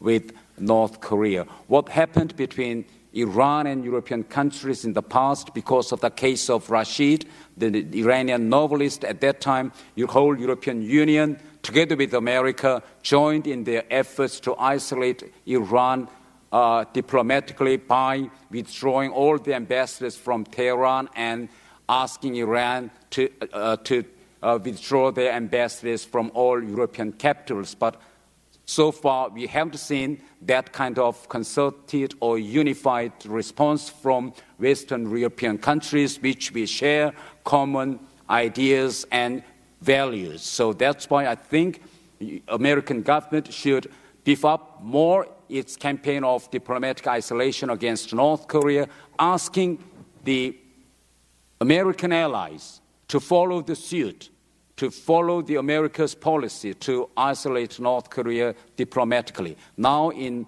North Korean workers, tens of thousands of North Korean workers are working in American Middle East allies like Kuwait, the Arab Emirates. But these Arab countries are still allowing North Korean workers working in their countries. American allies like Poland are still allowing the North Korean workers working in their shipyards. So a lot of measures can be taken with the cooperation with American allies. Why American government cannot ask Arab allies to do more? And if I could interrupt at that point, we have passed sanctions legislation, which allows us to deploy sanctions against those entities, and we should be doing that. It's a very good point. We need to go to Mr. Brad Schneider of Illinois. Ambassador, you're an inspiration, so is our chairman. Thank you. Mr. Brad Schneider of Illinois. Thank you, Mr. Chairman, and thank you for providing this opportunity for Mr. Thae to join us. It was an honor to be with the chairman in South Korea in August, and a chance to meet with you there. I thank you for that time. I appreciate you coming here and sharing your experiences, your insights. It's very important that you're here, and your candor and frankness is very much appreciated. One of the things you mentioned is that as the elite within North Korea get promoted, it involves greater sacrifice and entails increasing risk. Given that, what would be the impact in North Korea of providing more opportunities for the elite to defect, and how might the international community go to creating those opportunities for defection? Yes, I think we should have a tailor-made strategy for North Korean elites to defect. For instance, before I defect to South Korea, I studied about the system of South Korea. What can I do? What kind of life in my future in South Korea? I searched all the contents in internet, but before my arrival to South Korea and spending few months in South Korea, I could not get any information what kind of treatments or what kind of status I can be given by South Korean government. But of course, there are the policy of equal treatment for North Korean defectors in South Korea. But as for high elite defectors, I think we should make a tailor-made law so that if we make the exit of North Korean elites for defection. I think we should upgrade more the current treatment, the policies of North Korea's elite group, because the country like North Korea can be easily collapsed if the group of elites leave that system. Great, thank you. You also talked about, I liked how you described it, the thumb drives that are now nose drives that young people can hide.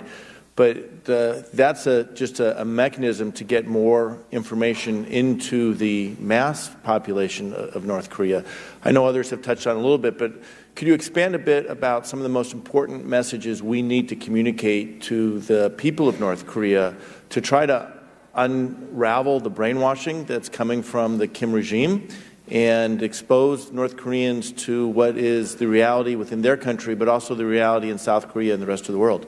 I think we can make tailor-made contents comparing the reality in North Korea and South Korea, because North and South, we share the same language, same culture, and also we have a huge separate families who have also bloodlines. That's why I think if we make a good tailor-made contents to educate North Korean people, something like we may use the ordinary daily life of North Koreans. For instance, in North Korea, there is no concept of a proper payment for the labor they sacrificed. North Korea was in place for several decades without properly payment. For instance, when I worked as the Deputy General Director of North Korea's Foreign Ministry, my monthly salary was 2,900 North Korean won. At that time, 1 kilo of rice was 3,400 won. So with 1 month's salary, I cannot even afford to buy 1 kilo of rice.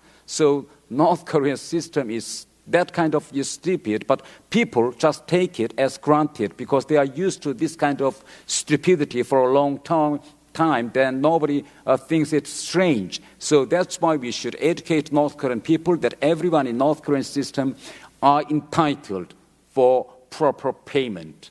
Is it, in your sense, in your experience, is this something that should be done in high production qualities, or is it more important that it's coming from people? As you mentioned, there were the connections, familial connections, North Koreans and South Koreans share those bonds. Is something that should be done showing just everyday life in South Korea? No, everyday life in North Korea, I mean. Right. No, yes. but showing to the North Koreans what it's like everyday life in South Korea, that there is opportunity, that someone gets a fair day's wage for a fair day's work, that there is opportunity to raise your family and give them a better future than what their parents are enduring right now. Yes, something like that. For instance, yesterday I told a very interesting story in CSIS about the cultural concepts in North Korea. In North Korea, for instance, when the girls with a physical beauty reaches the age of 14, they are automatically and naturally registered by the regime. And when the girls reach the age of 16 and 17, and if the girls keep that physical beauty, then they would be mobilized to be sent to the capital to be employed either in special hospitals or guest houses for the entertainment of Kim family. But in North Korea, if the young girl with physical beauty is sent to Pyongyang for that purpose, the villagers of that, the village would regard it as a kind of honor of the family. It is really a stupid culture which was practiced and prevailed several hundreds of years ago in Lee dynasty of Korea. But still, North Korea people believe that the Kim family can exploit sexually their daughters, beautiful daughters. So it is really stupid, the system and culture. We should educate North Korean people how stupid they are by sending their beautiful daughters to the capital. Okay. Well, we need to now. Thank you. Yep, we need to now go to Brian Mast, Florida. Major. Thank you, Chairman, and thank you, sir, for your remarks today. You have spoken a little bit about the history of nuclear development in North Korea. I believe you were speaking about the Joint Institute for Nuclear Research previously, that overlap between Russia and North Korea going back quite a long way. And we're all very familiar with the proliferation efforts of A.Q. Khan. I want to ask a little bit more modernly, to your knowledge, has there been any effort by China to share either nuclear technology or ballistic missile technology with North Korea in modern history? First of all, I do not have any clear information on the fact of this nuclear cooperation between North and South and China, but it is a common fact that though all those the ferries which carry all those the trucks which carry the ICBMs are Chinese-made truck. This is a very the common thing, even though China claims that those trucks were exported to North Korea for timber industry, but it is a proven fact that North Korea is actually using all those China-made trucks for ICBM deployment. And another thing, it is true that in 60s and 70s, the basic technology of North Korean submarine were imported from China, and hundreds of Chinese technicians helped North Korea to build the first class of submarines. I do want to get to submarines in a moment. That is part of the whole idea of nuclear triad. Before I ask that question, though, to your knowledge, has North Korea had a desire to or actually engaged in sharing their advancements with Iran? In the past, whenever North Korea tests those satellites, Iranian scientists were invited to the site, and it is the common fact that during the war between Iraq and Iran, North Korea supported the Iran side by supplying vast military equipment, and after that, because of that, there was strong cooperation between Iran and North Korea on all military terms. But in terms of nuclear cooperation, I do not have any clear fact information of that in that regard. North Korea is not a member of the Nuclear Non-Proliferation Treaty. It's known that they pulled out in 2003. In your opinion, would they share their advancements in nuclear technology with Iran? Do you think that they would have a desire to do that? Absolutely, because North Korea is a country who wants to sell anything for the hard currency. It is proved for a couple of occasions that North Korea was engaged in illicit activities like counterfeiting currencies, drugs, so why not their nuclear technology? So you did bring up submarines, and there's quite often the emphasis in conversation is placed on ICBM technology.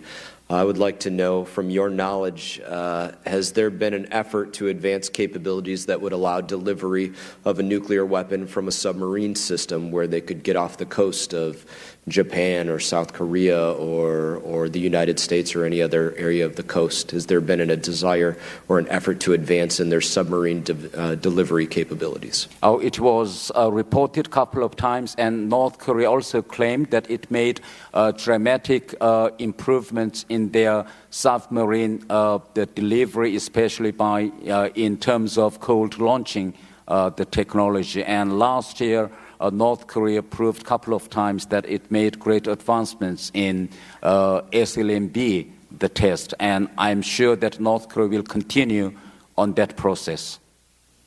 I have one final question as it pertains to, I guess the best way I could put it would be safety.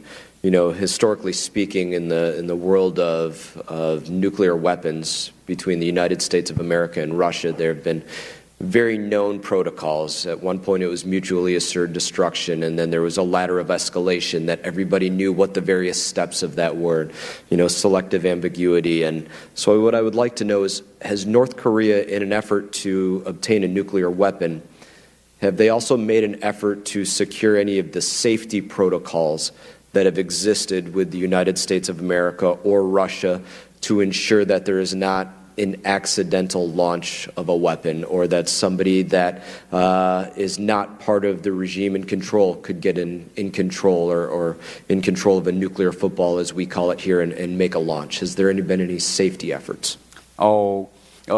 Last year, North Korea announced that the North Korean Army Strategic Military Unit, which means the ICBM missile unit, directly belongs to Kim Jong Un himself. They officially announced it. So this means that Kim Jong Un wants to delegate the direct instructions from his command directly to the general who is in charge of that whole missile unit. And I haven't read or seen any that kind of safety, the regulations, how to control or manage the North Korea's nuclear arsenal. Personally, I haven't heard any that kind of the regulations or procedures. We need to go to Colonel Ted Lieu of California. Thank you, sir, for your courage and for testifying before the United States Congress. And thank you, Chairman Royce, for holding this important hearing and giving us the opportunity to ask questions. You, sir, had mentioned elites in your testimony. You said you were one of the elites. How many people are we talking about in that category, would you say? Oh, you mean in the total elites or only just diplomats? The number total elites in North Korea. Oh, just ballpark figure.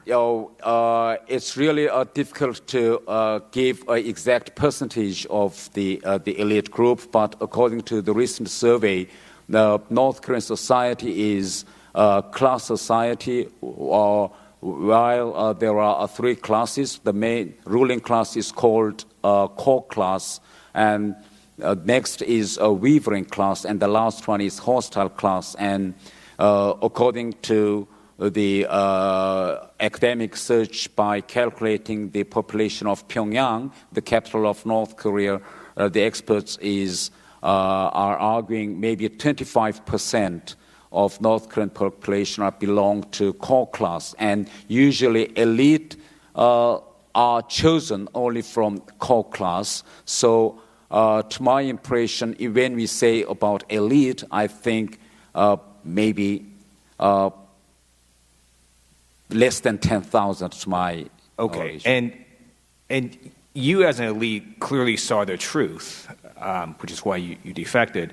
Is your sense that most of the elites also see the truth, or do you think most of them are brainwashed and don't really know what's going on? Oh, North Korea is a very strange and unique system. For instance, if you are in high the rank, that does not mean that you have more access to information.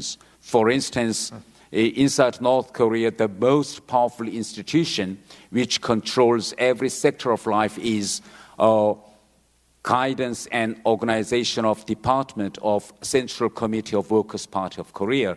There are around 300 or 400 people actually who controls the whole North Korea. But do these people have access to outside information like me? No, because there are only 10,000 diplomats. There are only 1,000 diplomats working in foreign ministry who have that kind of access to world news, for instance, or those the world newspapers or these foreign magazines. But the people who are working much higher in rank do not have any ability to access this kind of outside information. So even though you are in high rank, that does not mean that you have the access of information. If we could deliver information to the elites, do you think that would be enough? Or do you think we actually have to do what you said, just give a lot of information to the people? I think we should make different contents which can be targeted for the different, the people and class of North Korea. For instance, there is no any sense of solidarity between the core class and wavering or hostile. There is a kind of, hidden hatredism between core class and hostile class, because during the Korean War and before the Korean War, actually their ancestors fought each other.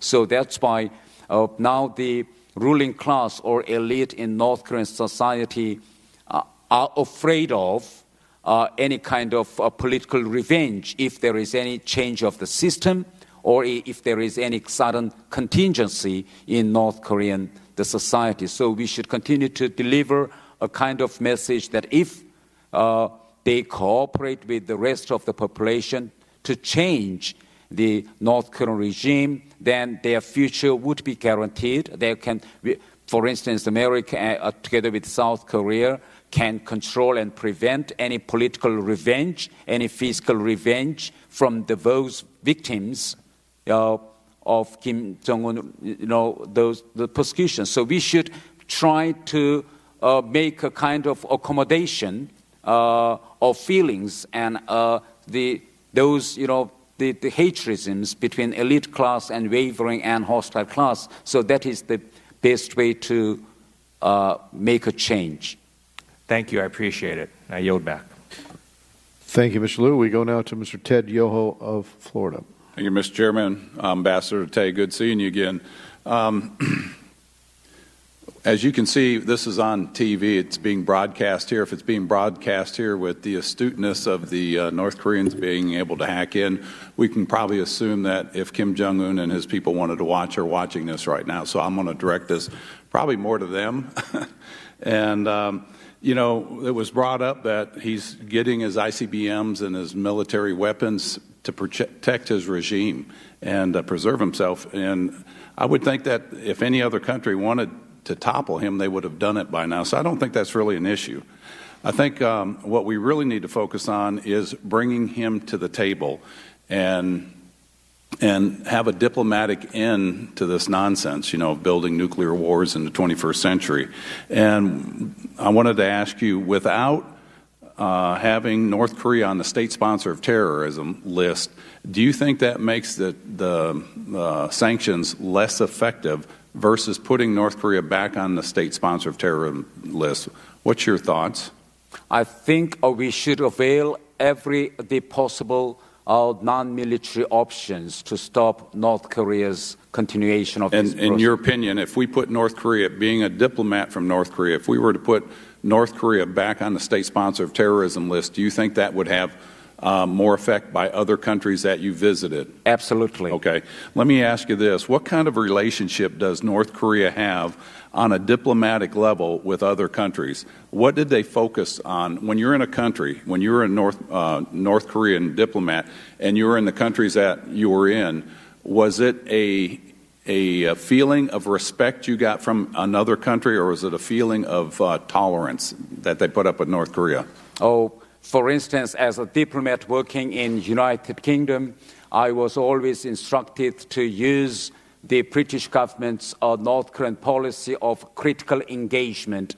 And I always tried my best to convince the British government to let them use their role to prevent any possible war scenario on Korean Peninsula. For instance, if there is a key resolve war exercise, the British military representative or a small personnel were always invited to take part in that war exercise. And it is my job to visit the British Foreign Office and the Defense Ministry to convince them not to go to joint military exercise. Okay, so you focus more on military, whereas my experience has been with most embassies from country to country, they focus on trade, economies, building economies, and cultural exchanges. You're saying you just focused on military and don't attack us. Of course, for instance, there is almost no any trade relations between North Korea and Britain. That's why there is no point for me to build that kind of things. But as for cultural exchanges,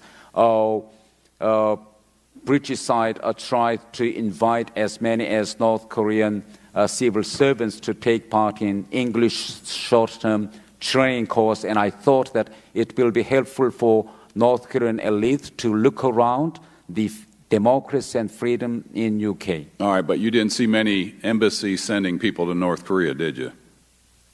Other embassies. Some countries and some countries don't. All right. I just want to do a brief review of history, and again, this is directed at the people of North Korea that may be listening to this.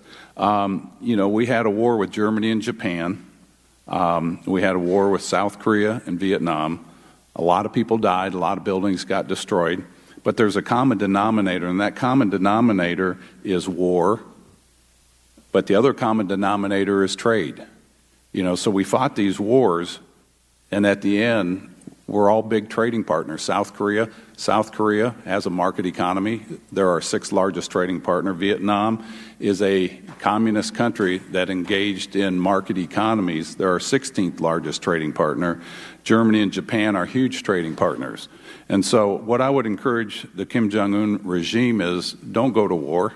If we're going to trade, let's just start trading now and do whatever we can to come to the negotiating table. And that's what I would encourage them to do. And the illicit activities they do in their embassies, from wildlife trafficking and endangered species, bring that to an end, and let's just work on the trade. Thank you for your time, and I'll see you at lunch. Thank you. We go now to Joaquin Castro of Texas. Thank you, Ambassador, for your testimony today and for your courage to defect. Before I ask you a question, I just want to make a quick statement for the historical record, because some have suggested that perhaps we should have taken, or intimated that perhaps we should have taken military action before to stop North Korea's nuclear program. But the problem with that is that post 9/11, once we were knee-deep in 2 wars in Iraq and Afghanistan, the idea that the United States in 2006 or 2008 or 2009 was going to jump into another war in Asia, I think, seems very strange and unrealistic. There's also been conflicting reports about North Korea's nuclear capabilities. So let me ask you very directly, what is your understanding of their ability to deliver a nuclear weapon to, say, Japan or South Korea, or beyond that? North Korea has started its nuclear development from late of 1950s, so that means that North Korea spent several decades on completing this nuclear program. So I think it is we should admit that North Korea has reached this certain level of nuclear development, and actually they are at the doorstep before final completion. Do you think they can deliver a nuclear weapon to South Korea? I'm not quite sure whether they will definitely deliver or not, but if we see the current North Korean brainwashing education system, they are educating the North Korean military officers that they should blindly follow what Kim Jong Un instructs. Well, I guess let me ask you this, Ambassador. Are you certain that they can't deliver a nuclear weapon to South Korea? I think if Kim Jong Un believes that his life is threatened, I think he can do anything, as long as he has something. Okay. What's your understanding of North Korea's abilities within cyberspace, their ability to attack on a cyber level, the way the Russians have interfered with our elections, for example, and the way that North Korea purportedly interfered with Sony's systems and did a big data dump? What's your assessment of the cyber capabilities? I do not have the exact information about the cyber attacking, the network of North Korea, but what I have seen during my life in North Korea, that North Korea has a very good educational system to educate those cyber professionals. So people are being trained in cyber very actively. From middle school ages. So North Korea has a very good educational system to do that. Okay. In addition to China, which other world economies, which other nations are propping up the North Korean economy? I know China makes up the lion's share of it, but in your experience, based on what you saw, what other countries are out there that are helping prop up this economy? I think the first China, and naturally Russia is the second, and Southeast Asian countries like Vietnam, Malaysia, and Thailand, these the geographically nearest countries are the number 3rd trading partners of North Korea. And with what kind of activities, what kind of goods or what kind of things are being traded? What kind of activity makes up? North Korea are exporting most of its raw materials like coal, the iron ore, seafood, of these things to China, and in return, North Korea buying the highly technologies and modern goods from the China. So I think North Korea's foreign trade is mostly dependent on China. And then one last question for you. It's been many decades now since North and South Korea have basically been two separate, distinct nations. Supposing that the North Korean government and society did crumble, do you believe that North Korea and South Korea, being apart now for so long, could realistically reunify? Yes, I think so, because, we share same language and same blood and same culture. North and South has been divided only for 70 years, but what I learned after my arrival to South Korea, I learned we have so many things in common. There is no problem for me to understand Chinese culture or system or language. So I think it will be a very easy process to accommodate the North and South Korea if these two Koreas are reunified. Thank you. And then just to bookend my comment from the beginning, I think that this debate over whether we should have taken military action in North Korea earlier, perhaps a decade ago, really underlines the mistake of the Iraq War. We went into the Iraq War believing that Saddam Hussein was developing nuclear capabilities that North Korea was actually developing, but we took no action there. Without making a judgment about whether we should or should not have taken military action, I think the mistake of Iraq is made worse by that realization. Thank you for your testimony today, Ambassador. Thank you for questioning. Thank you. We go now to Adriano Espaillat from New York. Thank you, Mr. Chairman. Thank you, Ambassador, for your insightful testimony. For many years, we heard of the hunger and famine impacting the North Korean people. What's the status of the hunger, and is there any famine? Often when our peoples are facing those kinds of very adverse conditions, there is an instinct to dissent and to rebel. What's the status of the food situation in North Korea right now? Before 1990s, North Korea maintained very effective ration system. At that time, everyone in North Korea enjoyed a certain rations of the food every month. But these days, the ration system is only available for the civil servants, like working in the ministries or armies or security forces. And if we see the effect of this malnutrition and famine in North Korea for the past 20 and 30 years, now if we compare the general height of North Korean young children and South Korean young generation, there is even 10 centimeters gap between South Korean young generation and North Korean young generation. So because of this long decade of malnutrition, even the physical toll of North Koreans are changing. So I think this is clearly proves that this kind of, the malnutrition and famine are still severely going on in North Korea. You mentioned about your testimony about North Korea's forced labor and China benefits. Which are the other countries that benefit from forced labor? And are there any particular areas or products that they are producing that we can identify and potentially boycott? For instance, the North Korean workers are the source of labor in Russia for their timber industry. In Russian society nowadays, no Russian wanted to work in that cold weather conditions in Siberia. It is North Korean workers actually who help Russia's timber industry. And for the construction industry, the source of labor are from North Korea. And if we see the Middle East, the countries like Kuwait or Arab Emirates, of these countries, there are more than 50,000 North Korean workers are working in those countries, especially in construction building. And if you see the countries in Africa like the Angola or Uganda, now there are many North Korean medical teams working in very bad, severe conditions of rural hospitals to earn the hard currency in those countries. Okay. What are beyond the Chinese and the Russian sphere of influence? are there any relationships between the North Korean government and countries in the Western Hemisphere?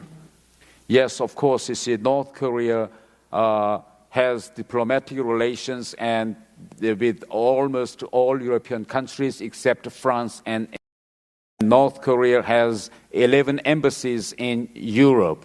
That's why this proves that North Korea still has vast network of diplomatic service in European countries. What about in Latin America and the Caribbean?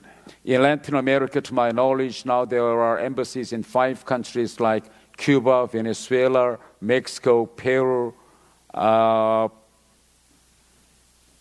so on. That, to my knowledge, yes. Okay, finally, you mentioned that there are thousands of defectors in China and in South Korea, and that the need to protect them is paramount. And if they're sent back to North Korea, there will be torture or submitted to forced labor. What kind of pressure you think should be exerted against China to prevent this from happening, but also to protect defectors there in the mainland of China? Before I traveled to America, I happened to visit one school in Seoul where they kept the children born by this sex exploitation in China. The children in the school in Seoul where I visited, the children even do not speak Korean languages. They only speak Chinese. They are the children born between the ladies who worked as sex slaves in China and with Chinese husbands. So when the poor North Korean ladies arrived South Korea, and they brought back all those the children they had with their Chinese husbands, but the status of the children are very poor because these children were not registered while they are in China. What kind of pressures? I'm going to have to interrupt at this point. Thank you, Mr. Chairman. We have very little time left. I'm going to ask if Mr. Garrett and if Mr. David Cicilline would join me at lunch immediately after a lunch which we're supposed to be doing right now with with our witness.